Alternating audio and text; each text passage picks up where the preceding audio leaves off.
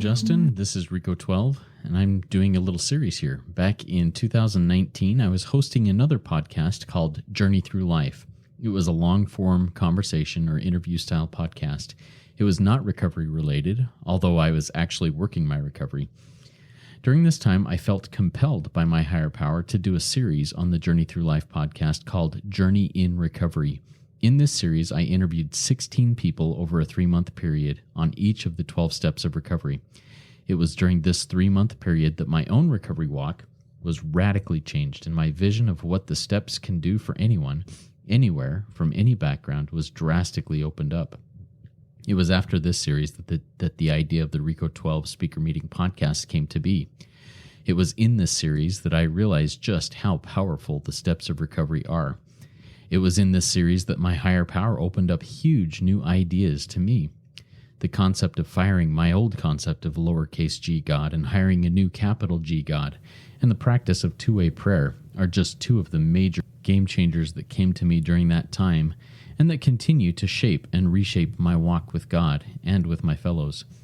So during the month of December of 2022, I am replaying those episodes of the Journey in Recovery series with minor edits and rebranding so that the listening audience can get more background on several of our RECO12 guests who had more time to share their stories here, as well as to get introduced to others who have not been RECO12 guests, and also to learn more about how the problem of addiction is so similar, no matter the addiction, and how the solution is the same, no matter the addiction.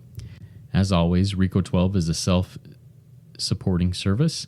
We appreciate your donations. You can find those links in the show notes, as well as links to other sources and resources that are helpful in recovery. Now, in this episode, we will hear from one of my amazing friends and a great mentor in recovery and in life.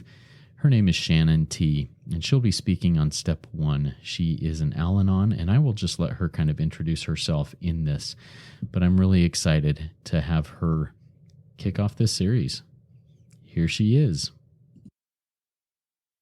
I've interviewed many different people from many different locations and lots of different backgrounds on one of each of the 12 steps of recovery as laid out originally in the book Alcoholics Anonymous.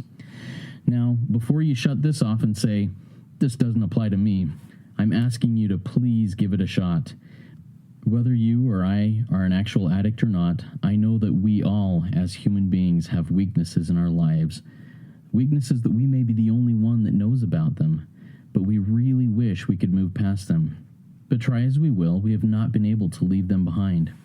I have come to learn that learning of and applying the 12 steps of recovery can and will be beneficial to any human being who goes into it with real intent and applies the principles of these steps into their lives, and they will be able to move through any addiction, any habit, any self-destructive or unwanted behavior. This can include full-blown drug and alcohol addiction, or something as seemingly dumb but just as gripping as putting lip balm on compulsively or popping one's knuckles. This week, being week 1, we will be talking about step 1 of this 12 steps. I will be interviewing a woman who is the spouse of an alcoholic. Her story, even though she is not seemingly the one with the problem, is powerful. So, you may not be an addict yourself, but chances are that you are married to one, a parent to one, a child to one, or a coworker to one. This episode will, if you allow it, give you amazing tools so that your life can become more manageable, even if your loved one does or does not seek help for his or her addiction.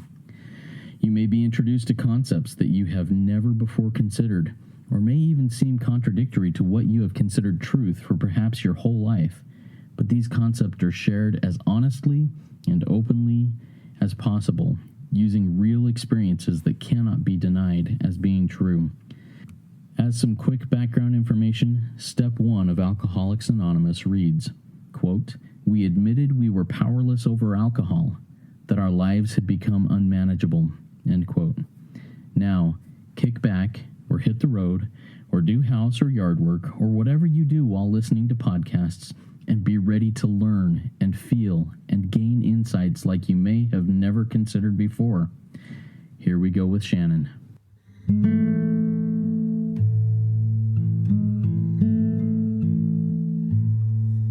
Shannon, please introduce yourself as you would as if you were sitting in a group or in a recovery group setting.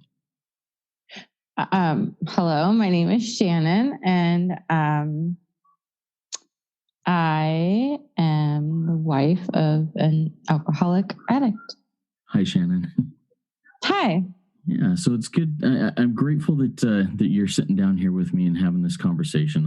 I'm excited about this conversation as well as all the others that we're putting together here for each of the 12 steps over the next, the first 12 weeks of 2020. So, Shannon, tell me a little bit about what brought you to the steps of recovery. Crisis that was unmanageable for me. And I went kind of unwillingly in the beginning. It took me a while to accept that I couldn't fix what was happening in my life myself.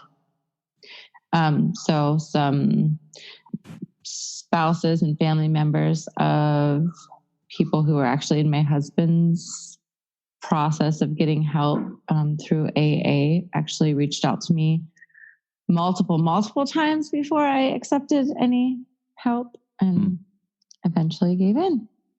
So tell me a little bit about that crisis and the unmanageability, the things that were going on around you that eventually brought you to, quote unquote, give in. My husband had been sober for a year. He was sober when we met, and sober for years. I found out later that his sobriety didn't last as long as I thought it did, but it became crisis situation November of 2015. I kept thinking I could fix it. Like I took all the alcohol and put it all in a big bin and like duct taped it up. I remember, I listened back to myself how crazy that was, but duct taped it all up and just hid it out in the garage and thought, well, it's not in the pantry anymore. It's not above the refrigerator anymore. So he's not going to feel tempted to want to drink. I did things like that. And then finally I threw it away, and then I just kept taking things away, but in the process, making myself more crazy, thinking I could fix it myself. And you learned from that process of taking things away, setting up safeguards or things that you thought were safeguards. Initially, you thought, hey, this will fix my husband because he won't be as tempted to do these things. That was kind of your thought process, or? Absolutely. If I take it away, if it's not available in our home, then he won't drink. And how well did that work? I think that almost fueled the fire. It made it, I don't know. It didn't work at all. So let's talk a little bit about, maintaining anonymity with everybody else that maybe you've had and talked to about somewhat similar situations. Have you ever heard somebody who's in your situation, maybe a spouse of an addict, say that setting up these safeguards or whatever worked for them? No. And nobody's ever asked that question, Justin. And it reflecting, it sounds ridiculous to hear you say that. No, because it doesn't work. It does not work. But you definitely believed that it would work when you were going through that process, right? Oh, absolutely. Because I had no idea that my life was unmanageable because of alcohol. And then when I was first introduced to Al-Anon and went to that first meeting, I left there even more ticked off because I went in and they read the 12 steps and I was like, my life is not unmanageable because of alcohol. I can go home and have a glass of wine and wake up and go to work and not hurt anybody so I didn't understand. Yeah. So here's what step 1 reads from the big book. It reads, we admitted we were powerless over alcohol and our lives had become unmanageable. You just mentioned that you were really mad when you heard that after they read the steps the first time you were there. Right. because it wasn't your life that was unmanageable because of alcohol. It was your loved one's life. Right. So how did you finally come to the point where you're like, you know what? These things affect me too, and it's my problem. You know, how did that realization happen in your life? It took a long time. I kept going back to meetings because I was desperate and didn't have the energy to tell people no or like to argue against it anymore. The one thing that I do remember that stuck with me at that first meeting was take what you like and leave the rest. So once I was able to get sort through my emotions about that meeting, I felt like it honestly, I felt like it had been a waste of time, and I don't want to listen to everybody else's problems. I've got my own problems. That helped me keep going back. The take what you like and leave the rest. So tell me, what was it that you liked from that first meeting that you initially held on to and were able to go forward from there? It's honest. But again, looking back, reflecting and listening to the growth that you can have in a 12-step program, I'm kind of humiliated at myself for this, but I went to that meeting because it was at the same time that there was an AA meeting at the same facility. And I thought my husband was in recovery and we were going to do this together. And I just did it to go with him begrudgingly because that's what everybody said I had to do. And I just went because my husband was in an AA meeting on the other side of the church property. So it's kind of the thing you liked that you took from it was that you were there at the same time as your husband, and you figured, hey, if I'm here and he's here at the same time, we're both in a state. I'm supporting him. And that was still me early on thinking like, I'm helping him. I'm fixing him. I'm doing all of this. And I never, at that point in time, I remember I got a sponsor.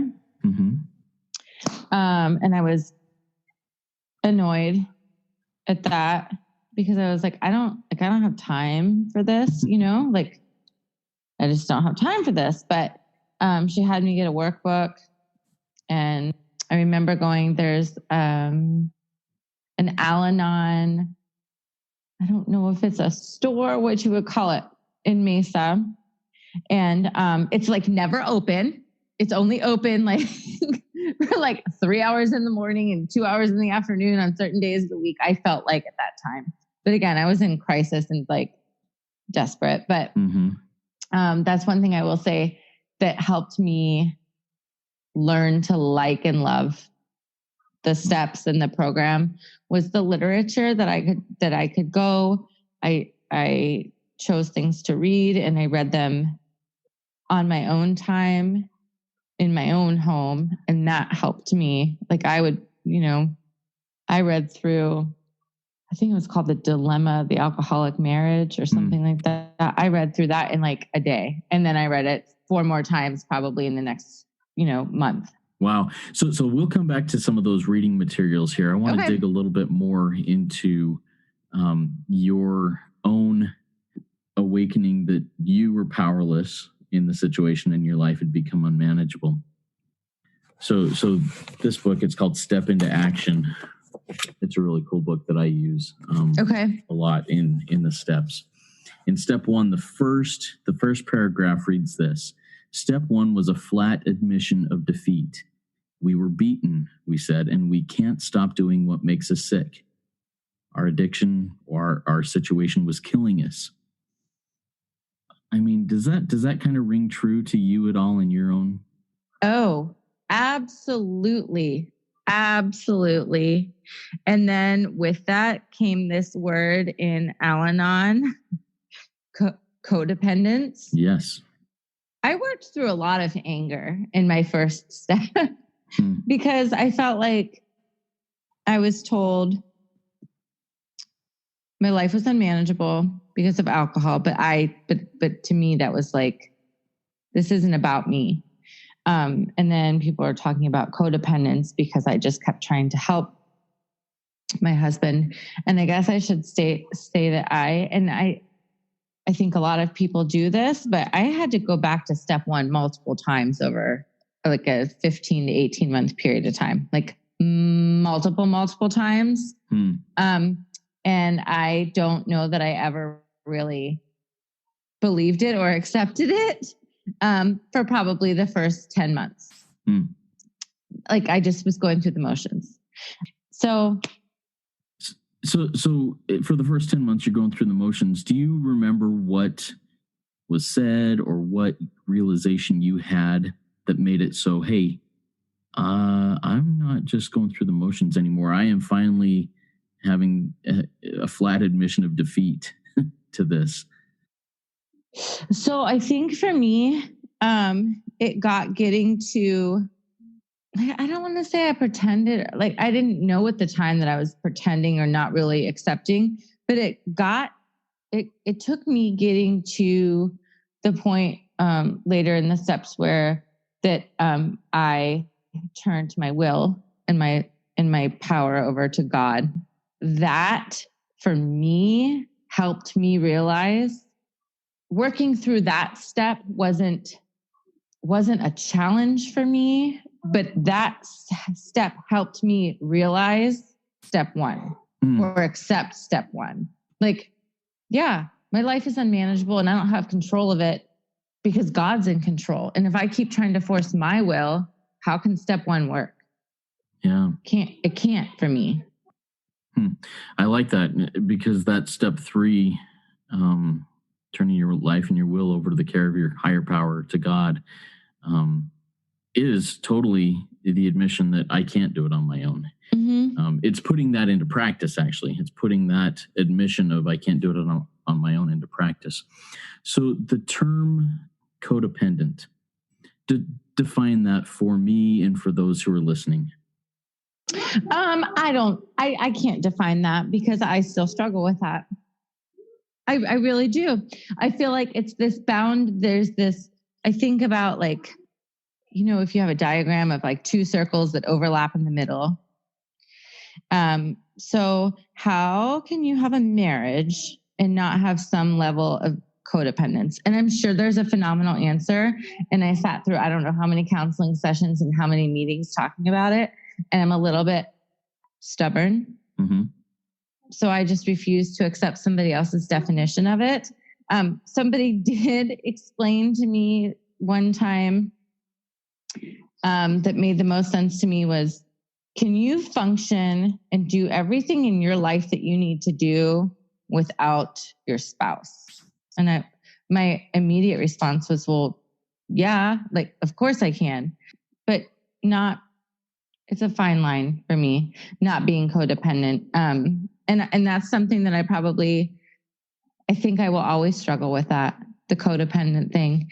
I think the reason I really struggle with the whole codependence thing is I got married and I believe in wedding vows and like in sickness and in health and all these different things. And I know that there are times that my husband, like I lean on my husband, and by somebody's definition, I'm codependent with, you know, and roles are reversed at times because I need him. So again, turning my will over to God helped me with the codependence factor. Also, like God helped me, or my higher power helped me to learn to focus on myself and not worry about what my husband was doing 20 hours a day. Yeah. So let's talk about that for a minute. You know, there's a phrase that I hear all the time in recovery situations, and I've heard it in several different ways. You know, it's either sweeping my own side of the street, cleaning my own room, lane. Yeah, staying in my own lane and not worrying about the other people on the other side of the street or in the other lane. So tell me about that, what that means to you. Oh, that's another struggle every day. I stay in my lane on the struggle bus because so in my journey with addiction and my experiences, there's been a lot of hurt and trust has been broken over and over and over and over again over years. So again, me just being difficult, like how can I stay in my lane and only like worry about my side of the street and not check the phone records to see that he's not talking to somebody else? Or, I mean, I've been crazy because of this disease, but, so that's what stay in my lane means to me. It means like a constant struggle of just focus on myself and turning my will and my power over to my higher power. I mean, it always comes back to that. All of my answers keep coming back to that, but that's what this means that's how I work all of the steps. Yeah. In my own experience with addiction, my wake-up call was facilitated by my wife. Mm-hmm. She had already been in spouse and family support type groups for several years, dealing with my own stupidity and, addictive behaviors. Mm-hmm. And she one day came to me and she said, "Hey, Justin, I'm good. My relationship with God is good. If at the end of this life I'm hanging out with God and you're not hanging out with me, I'll be sad, but I'm okay with that. I'm good." And it was kind of this slap upside the head, like, oh, I feel expendable, even though I knew that, that's not what she was saying, but that's what I felt. And that wasn't my motivation to get into recovery, but it was definitely a wake-up call. It was like, my wife has moved on. Whether physically or not, she's moved on emotionally, spiritually, whatever it is, mentally, and she's leaving me behind. And that was kind of a wake-up call. Does that relate? And do you see anything like that in your own life? Oh my goodness. Yes. Yes. So many times over. Like I said, I've had to go back to step one, and who knows, maybe I will have to again. I don't know, but, multiple times. And I mean, there's been times that I thought that I was on the right path and like good, that codependence word keeps coming back in my head, but have to go back to that. My loved one ended up in jail for a week because of the choices he made and continued to make.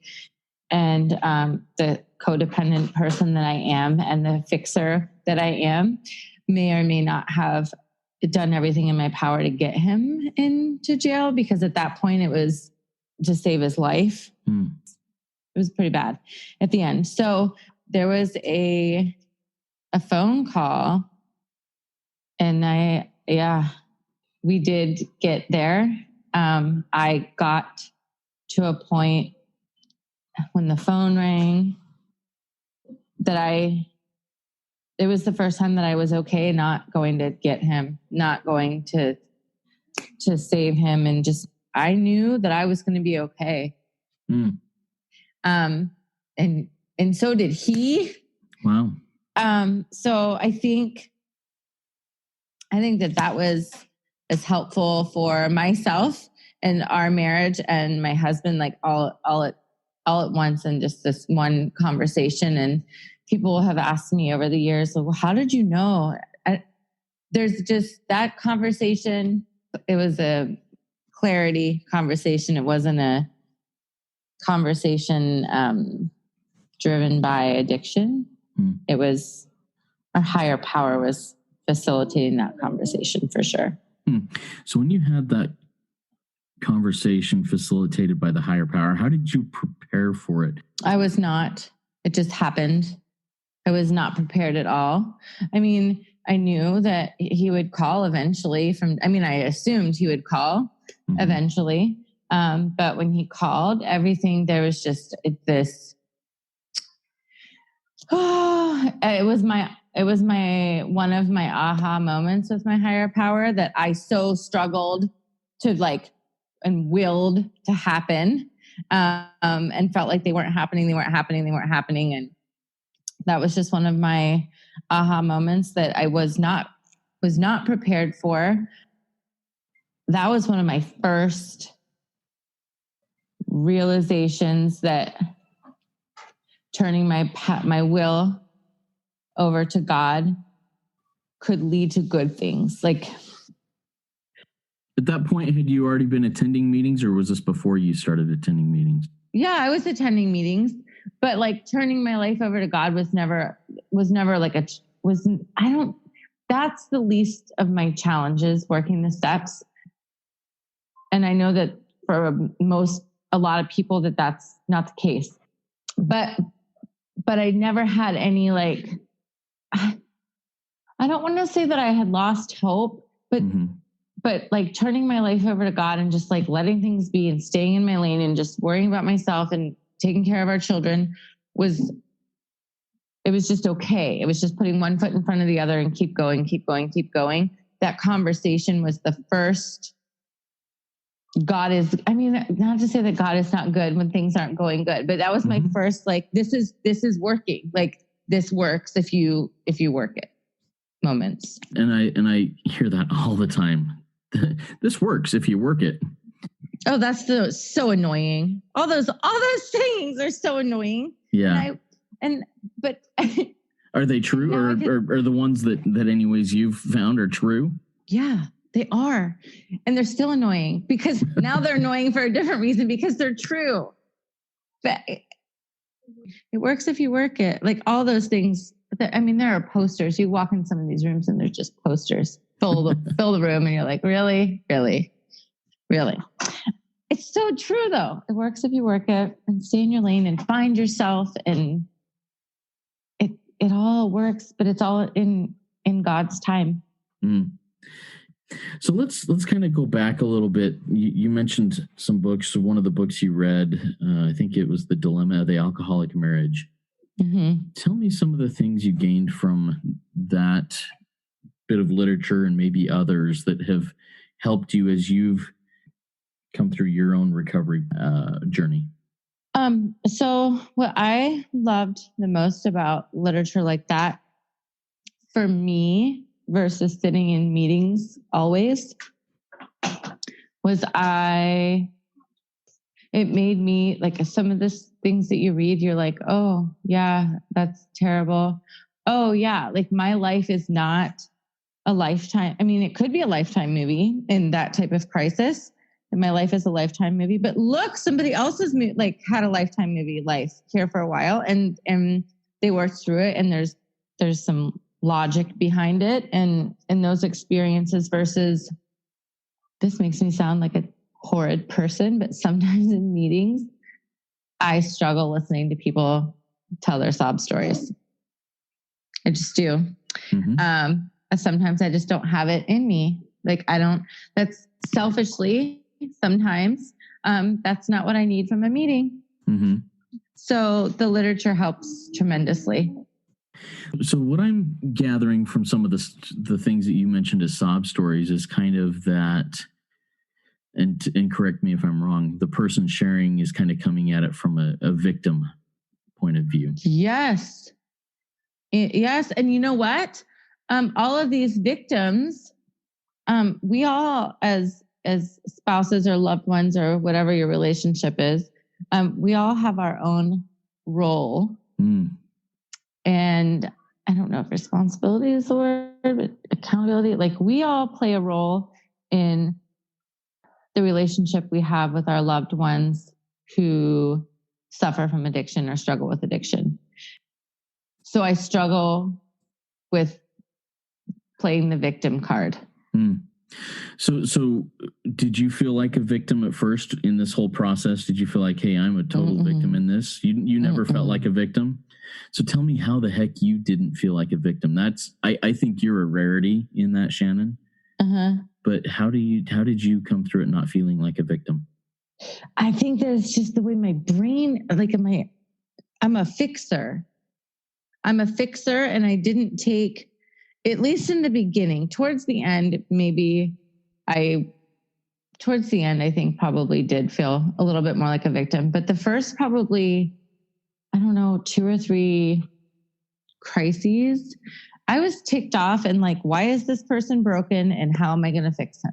Like that was my codependence. Yeah. And that was my denial and ignorance and not understanding why I needed to be part of a 12-step program. So I think that like, that's why I didn't have the victim thing. Like in my mind, all these meetings were supposed to be like, let's get in here and let's figure out how we're going to help these people, not help myself or, you know what I mean? Like, so ignorance is why I didn't play victim. Interesting. Should you have played a victim? I probably should have done a lot of things. Yeah. I don't know.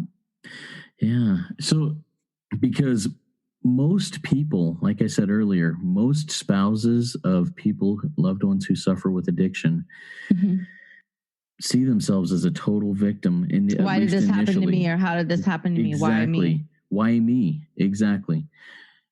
But you didn't feel that why me initially. Is that correct? Correct. But that also is a reflection of the level of, I guess, codependence. Like I was just like, nope, this is my husband and he is broken and we are going to fix him. And that's even different than why me, but it isn't moving towards the solution. Right. You mentioned what I believe as the movement towards the solution earlier when you said we all have a role in the situation we're in. When did you wake up to your role, and what is your role in your loved one's situation? I woke up to that sitting in a Starbucks inside a Barnes & Noble in Mesa, working through this workbook, a spiral bound, just paper workbook that my sponsor wanted me to do, work on. Like, again, I did a lot of this. I tend to be a little bit like difficult in the sense of like, I'm just stubborn. Like I have my mind made up. I have conviction. This is what I'm going to do. This is how I'm doing it. And I'm going to get from A to Z. And this is what I'm doing. And don't tell me otherwise. So I was just doing it to like appease my sponsor, like just going through the motions, doing what I was supposed to be doing and like zipping through these pages. And when we sat down, she met me there later and she's reading them and she's like, what about you? Like, what role do you play in your daily routine with your spouse? And like, it took somebody else reading over my answers. Like, I was just truly that ignorant. I needed somebody to like say to me, like, like almost like grab me by the shoulders and shake me, like, hello, you're part of this. Like, you're part of this and you play a role in this, an active role, not a passive role, not like watching things go by. How do you respond to these situations and how far do you go to control the situation or manipulate the situation so that your spouse doesn't have an opportunity to even make the wrong choice or make the right choice or So when she figuratively grabbed you by the shoulders and shook you and said, what is your part in this? And I think you may have alluded to it in this answer, but tell me what came clear to your mind. Hey, this is my role in this situation. Oh my gosh, I'm a controlling basket case. So that's what I realized. Like, just let it go and stay on your side of this, get back to my side of the street and focus on myself. And she gave me this bookmark that had like things that I was supposed to do every single day. That early on, for me to stay in my lane and worry about myself and less about what he was doing, my spouse was doing, I had to really focus. Like I kept it in my visor in my car, and at red lights, I would stop and read it over and over and over again. And literally another one of those sayings, like one foot in front of the other, a minute at a time, a day at a time. Literally, that's what it was for me. Like I had to start there. and really just focus on myself. And when I took the time to focus on myself, the next conversation, a couple weeks later when we revisited that, my sponsor and myself, then I understood how much of a role I actually had, or have, I should say, in all of this. Because, it was easy for me. I didn't necessarily feel like a victim, but I felt like I was the good one and he was the bad one. He's broken and needs fixed, but I'm fine. So when you come to that, the other person, someone else, everybody else is the bad guy. I'm the good guy. I'm the one who's got my crap together and know what I'm doing. I think that's one of the biggest lies there is ever in society. Of course. So tell me how that affects you now. I mean, do you look at yourself now and say, dude, I'm the worst person in the world? How do you see yourself now? Are you the good guy or are you the bad guy? Where are you? I'm a person who wakes up every day with the goal to be a jerkosaurus. Like, that's my goal every day. I can kind of try to take my own inventory and remember not to take other people's inventory, which I struggle with that a lot. But I don't feel like, I say it all the time, I'm not insanely religious, like super, super religious. I could do a better job. I feel confident in my relationship with God. I wake up every day and I try to be aware that I am faced with choices all day long. And I try to think before I act. And that's the effort that I make to at least not be a bad guy. And I don't always succeed. I don't. There are times that I lay in bed at night and I'm like, man, I should have handled that differently. Or I'll reach out to somebody else. I've reached out to you even recently, and this is how I'm feeling. Please help me gain perspective. Like, help me see this from another view. And me being the stubborn jerkosaurus that I am, you or the next person will say, well, you have a valid point. I can understand why you feel that way. And I don't know if I just need somebody to tell me it's okay to feel that way, or it's in my mind, I'm right and the other person is not. But then I'll end up changing my mind before I go to sleep and change my decision because it's me taking inventory, reflecting on my day and the choices I made. And can I undo or correct any of the things that I chose to do to be a jerkosaurus that day? And as you reflect on that and think, hey, could I change something in the future? How do you, and this goes into future steps, not step one, but I want to touch on it. How do you go about making things that you've done wrong, that after you reflect on it, you go, I could have and should have done things differently? How do you go about making those right? So it depends. Every situation is different, but I do reach back out to somebody and say, hey, I reacted to that situation and I'm not proud of the way I reacted, but I would like to, or could we please, or will you accept my apology in this? But some people struggle with that. I don't struggle with anymore. I used to think that I was always right. I don't struggle with admitting that I'm wrong as much as I used to. And it makes me feel good selfishly to say out loud that I was wrong or I handled that wrong. And this is an opportunity for me to learn something about how to be a better human today. But that took me a long time. And it's not always 100%, because sometimes I'm still a turd. And you know what? I don't think it ever will be 100% for any of us. But I love that you're finding almost joy in realizing when you're wrong and admitting when you're wrong. I'm not at that point all the time either, where it's hard. It was just a couple of weeks ago.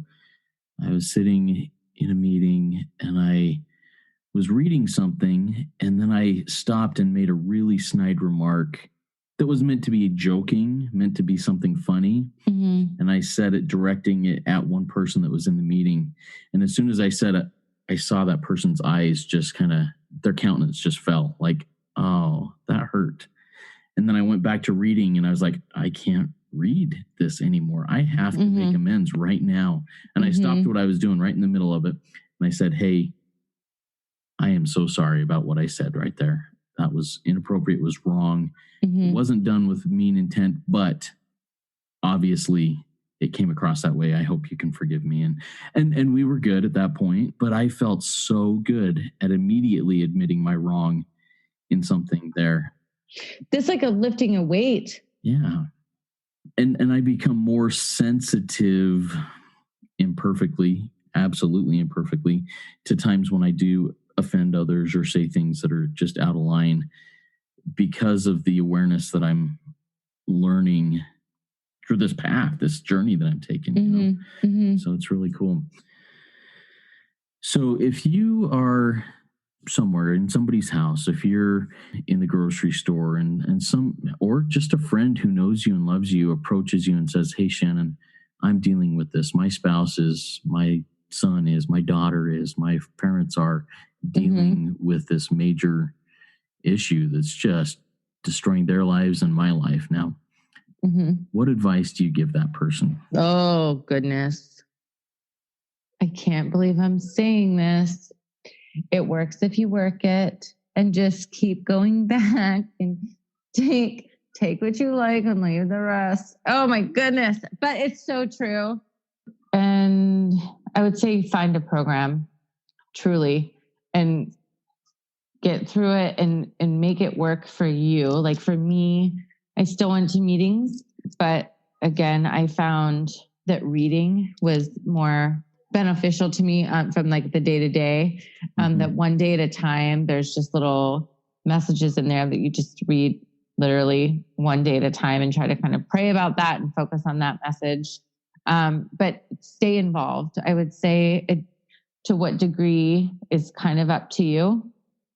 But definitely stay involved, read, and ask for help. And I think one of the hardest things, at least for me in crisis, was in so many aspects of my life, I'm not a people pleaser, but then naturally the people who try to help you in a crisis are the people closest to you, right? And you trust that they have the best intentions for you and want to keep you happy and healthy and safe and know that you're loved. But it's so hard to not do what the people who are quote unquote helping you or supporting you want you to do without disappointing them. And that was for me where I got so much stronger working a 12-step program, because my family members, immediate and extended family members, don't all work a 12-step program. But with my parents or my brother or whoever see their daughter or sister in pain, naturally they want to protect, and just tell you what to do. And here, let me just kind of shelter you and bring you down this path, or, we're going to take care of you. We're going to keep you safe.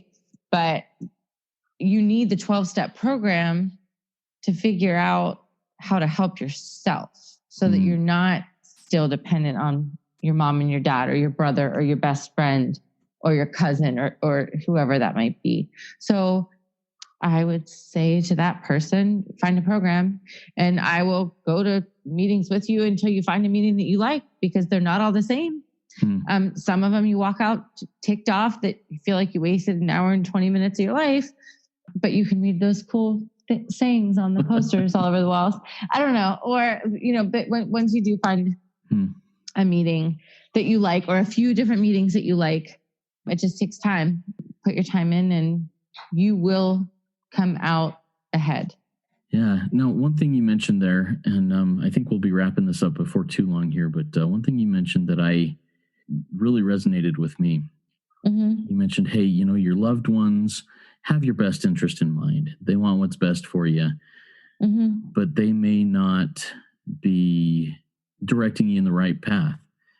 And one of the things that I really try to do in recovery meetings is if somebody asks me to sponsor them, I'm not going to sponsor somebody who's my friend already or who is a family member already, because when I drop the hammer, if I have to, I don't want them to curl off and disappear and run away. And I think you kind of alluded to that. Tell me about your sponsor and your relationship with your sponsor. I mean, how did you choose a sponsor? I don't feel like I chose my sponsor. I feel like my sponsor chose me. However, we had conversations about it. She was the spouse of her husband led one of the AA meetings. Okay. And so we got involved with them. Like in the beginning, when I was just going to meetings, I was going to Al-Anon meetings because there was an AA meeting at the same facility at the same time. And we did some like social events with these people. I guess she chose me. I chose her. We came together based on just, she was a person that I spent a lot of time with. And I know that she had been working the steps and been an active member in Al-Anon for years and years and years. And I just looked at her like, oh, she's got it figured out. How would you recommend that someone, or would you recommend that someone get a sponsor? Yes, get a sponsor. And it's okay if it's not the right fit the first time, the first match, I guess. But yes, a sponsor is really important to make you, for me, a sponsor was very important because like that example at the coffee shop, like she's giving me this workbook and I'm like, okay, I'll fill out the questions in the workbook. But like a sponsor is holding you accountable, and not necessarily in a negative manner, but a sponsor is helps you delve a little bit deeper into topics and conversations and working through the steps. For me, it was just pure ignorance. Like I had no idea that I could really have any sort of role in everything wrong. Right. How would you define a sponsor? I mean, is a sponsor somebody who just has your best interest in mind, or how would you define that? Every sponsor is different, and I've seen that through different people's situations. But I would define a good sponsor. I feel like a good sponsor in the beginning, has your best interest in mind and wants you to be successful always. But a good sponsor would also kick you to the curb if you're not doing what you're supposed to be doing and working the steps. Like you can't BS a BSer. Like you can't, you can't. And I think a lot of us have to go back to step one and rework steps time and time and time again, because we tend to figure out ways to BS ourselves. Yeah. We can BS ourselves, but it's harder to BS a BSer, our sponsor. Yep. Yeah, exactly. So let me read one more step. This will be my closing question, I think. Step 12 reads, having had a spiritual awakening as a result of these steps, we tried to carry this message to alcoholics, to people suffering from addiction, and to practice these principles in all our affairs. How do you practice your step 12 today?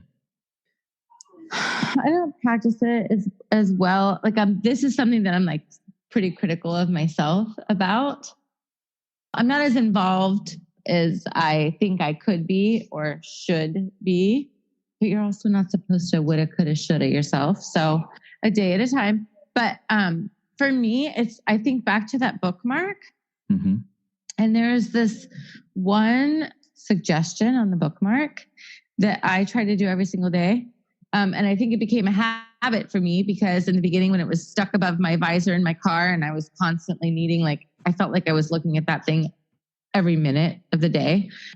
It's to just do one random, kind thing and not get caught. Just be do a decent thing and not get caught. That is so fulfilling, to do that every day. And know that I don't always feel like I'm giving back necessarily to other Al-Anon members, but I'm just trying my best not to be a jerkosaurus for that day. And it doesn't have to be anything that takes a lot of effort. Like when you get out of your car at the gas station and somebody's water bottle is on the ground and not in the trash can, pick it up and put it in the trash can. It doesn't take any more energy than it does to ignore it and then overthink the fact that you ignored the water bottle on the ground for the rest of the day and I should have picked it up. Okay, so Shannon, there will be people who listen to this podcast who are spouses of people who are struggling with addiction. Maybe they themselves are struggling with addiction. Maybe they're in denial and being like, maybe I have a problem that's not just a little problem, you know? Why don't you go ahead and take a second and invite those people to take the next step to figure things out? From my perspective, there is nothing to lose and only positive to gain from participating in a 12-step program. And you learn that at your first meeting. I mean, that's what kept me. Oh, that's another thing they say, keep coming back. But that's another thing that kept me to continue going back and to really struggle. I did to find a meeting that I liked. Is take what you want and leave the rest. And eventually the rest helps too. But I would invite anybody to participate in any sort of 12-step program because you've got nothing to lose and everything to gain from it. Just truly help yourself become more aware of who you are and who you are capable of being. At the beginning, you talked about how your actions in trying to save your husband from himself probably fueled the fire at that time. Now, as you are continually working on cleaning your own side of the street, staying in your own lane, how are your actions for yourself helping your husband now? I guess I feel like that's a question for my husband. I can tell you, I feel like it depends on the day. He might say, she's doing a great job. And other days he might be like, oh my gosh, this woman. So I feel like I treated my husband like a child. You know, like if you're a fixer or an enabler or a codependent person, like myself, you see what's wrong or you see somebody make a mistake and you go, oh, well, they'll correct it. And then if they make the same mistake twice or similar mistakes over and over and over again, you just take that power away from them, or so you think you are. Then you're like, I'll just do it myself. It's easier. I'll just do it myself and you're not going to fail. Failure is part of growth. So I would say, I don't want my husband to feel like I'm calling him a failure because honestly, he's grown up more in the last 3 years. Almost this month is 3 years. Wow. Sober for him again. Like he started his own business and like he's just phenomenal. But that's been hard for me to just be like, and the biggest thing is for me is to not offer my opinion until he asks for it. That's hard. I struggle with that all day long, every day. Sometimes I bite the inside of my cheeks to keep my mouth shut. And he knows, he'll just look at me.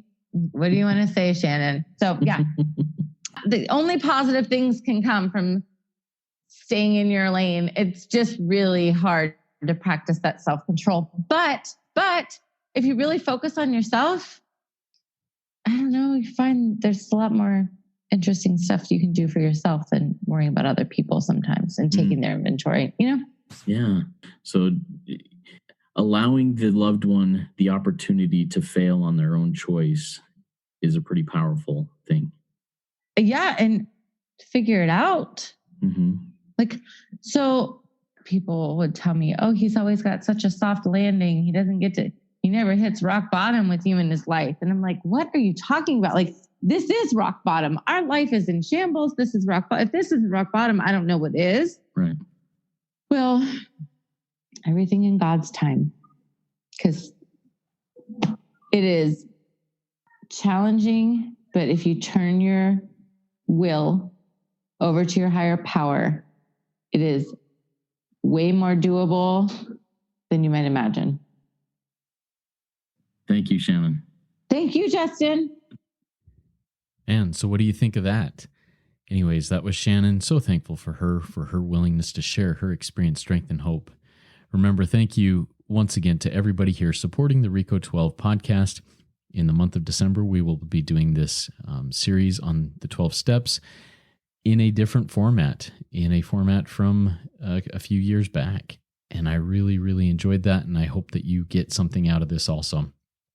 The next session will be step 2, and it will be with one of my heroes in recovery and someone who has been a guest on RECO12 a couple of times, Harvey E. from Toronto, and his relaying of step 2 and the concept of higher power revolutionized my recovery. I'm looking forward to that. Thanks again for your support of RECO12. If you find value in these meetings and in these episodes, please consider donating and rating and reviewing in the podcast platform of your choice. Also, please share these with your recovery network. I firmly believe that these resources, these people sharing their experience, strength, and hope can be of massive help to many in recovery. And remember, there is one who has all power. That one is God. May you find him now. Keep coming back. Let's trudge this road of happy destiny together.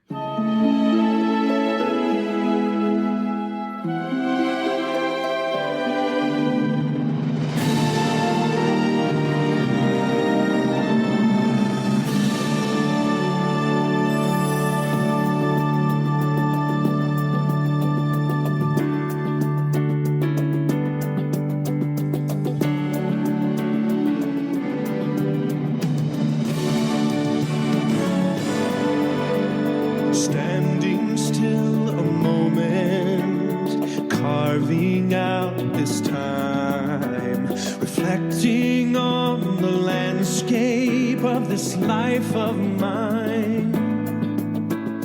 Peaks too high to conquer, streams too wide to cross, troughs too deep to walk through without incurring loss. Yet here I am, still standing tall, despite the rough terrain. One like me survived the storms and walked through wind and rain. Still standing, I will fight the good fight, still searching for glimmers of light, feet still on the ground. I can still be found, standing still.